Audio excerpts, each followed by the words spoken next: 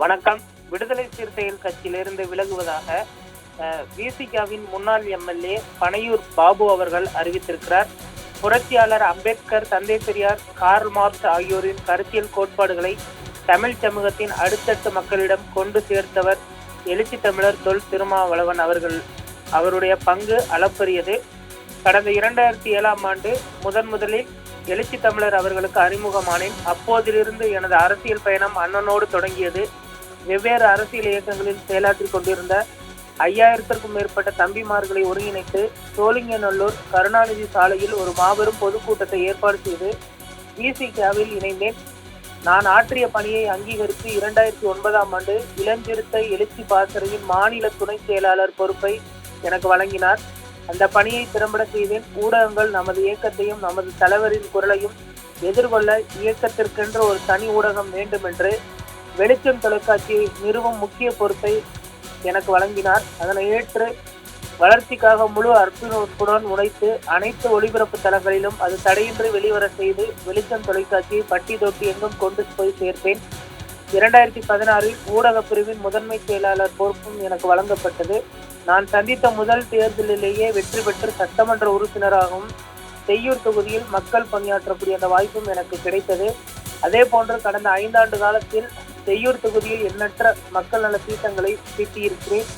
சமீப காலமாக தலைமையின் செயல்பாடுகளும் அரசியல் நிலைப்பாடுகளும் எனக்கு பெரும் வியப்பையும் வேதனையும் அளிக்கின்றன.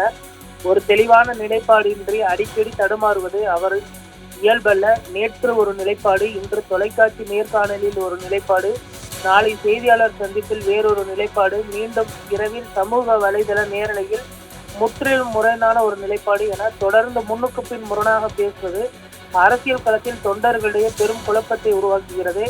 நேற்று வரை ஒரு நடிகரை RSS மற்றும் பிஜேபி பெற்றெடுத்த பிள்ளை என்று கடுமையாக விமர்சித்த அவர் இன்று அதே பிள்ளையை தத்தெடுப்பது போல் நிலைப்பாடு எடுப்பது அவர் இதுகாலம் வரை சமரசமின்றி கட்டி காத்த கொள்கையிலும் கருத்தியலிலும் தடமாற தயாராகிவிட்டார் என்பதையே அப்பட்டமாக வெளிப்படுத்துகிறது. விசில் எடுப்பவர்கள் எல்லாம் திரையரங்கத்திற்குள் தான் செல்ல வேண்டும், சட்டமன்றத்திற்கு வரக்கூடாது. அவர்கள் பெரியாரும் அம்பேத்கரும் பேசிய அரசியலையும் கொள்கைகளையும் வீழ்த்துவதற்கு வந்தவர்கள் என்று சூழலிட்ட அவர் இன்று அவர்களுடனே கைகோர்க்கவும் இயக்கத்தின் கொள்கையை மழுங்கடிக்கவும் முற்படுது முரண்பாட்டின் உச்சம் என்று கொண்ட கொள்கைகளிலும் எடுக்கும் நிலைப்பாட்டிலும் உறுதியாக இல்லாமல் அடிக்கடி நிலைப்பாடுகளை மாற்றி குழப்பத்தில் நம்பிக்கையிலும் செயல்படும் ஒரு தலைமையின் கீழ் இனியும் என்னால் பயணிக்க இயலாது.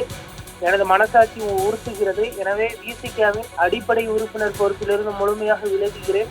நான் கட்சியிலிருந்து விலகினாலும் எழுச்சி தமிழர் அவர்களிடமிருந்து நான் கற்றுக்கொண்ட கொள்கையிலும் கருத்தியலிலும் இன்னியளவு பின்வாங்காமல் உறுதியாக நின்று பயணிப்பேன் என்றும், நெருக்கடிகள் சூழ்ந்த போது கொள்கை நெறிப்படி வாழ்தலே வீரம், நெருப்பலைக்குள் வீழ்ந்த போதும் அடிமை நெறி மீறி பாய்தலே வீரம் என்று தற்பொழுது அவர் கூறிவிட்டு தற்பொழுது விசிகாவிலிருந்து விலகுவதாக அறிவித்திருக்கிறார்.